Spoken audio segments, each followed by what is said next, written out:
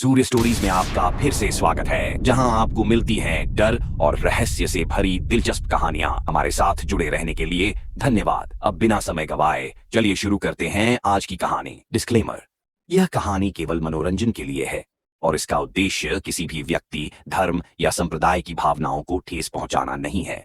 इस कहानी में जो घटनाएं और पात्र दर्शाए गए हैं वे पूरी तरह से काल्पनिक हैं। कृपया इसे केवल एक मनोरंजन के रूप में देखें और किसी भी वास्तविकता से जोड़कर न देखें।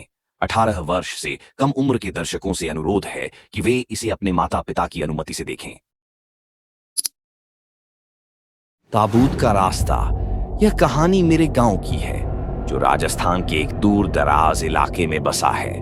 गांव छोटा है, लेकिन यहाँ की एक घटना ऐसी है जिसे सुनते ही आपकी रूह कांप जाएगी। कुछ साल पहले मेरे गांव के पास एक सुनसान सड़क थी, जिसे लोग ताबूत का रास्ता कहते थे। उस सड़क पर रात के समय जाने की किसी की हिम्मत नहीं होती थी।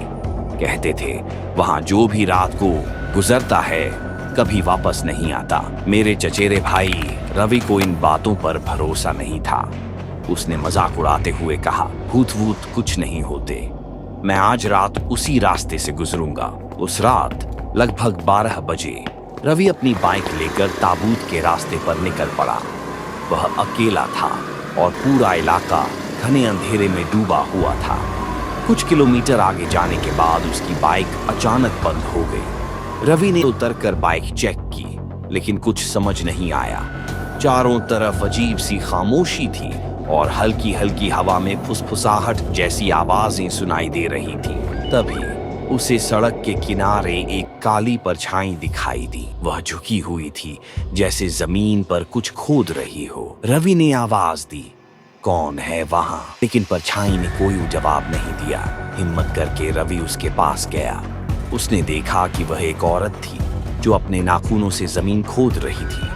उसका चेहरा नीचे झुका हुआ था और बाल बिखरे हुए थे।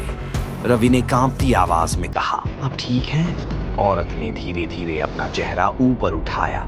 उसका चेहरा बिल्कुल झला हुआ था और उसकी आंखों की जगह खाली गड्ढे थे। वह भयानक आवाज में चीखी, तू यहाँ क्यों आया? रवि डर के मारे पीछे हटने लगा, लेकिन तभी उसने देखा कि औरत के पीछे सड़क पर कई और परछाइयां खड़ी थी। सबके चेहरे विकृत थे और उनकी आंखों से खून बह रहा था। रवि ने बाइक उठाने की कोशिश की, लेकिन बाइक का वजन अचानक इतना बढ़ गया जैसे किसी ने उसे पकड़ लिया हो। तभी उसे महसूस हुआ कि किसी ने पीछे से उसकी गर्दन पकड़ ली है। वह किसी तरह अपनी बाइक छोड़कर भागने लगा। भागते हुए उसने महसूस किया कि कोई उसका पीछा कर रहा है।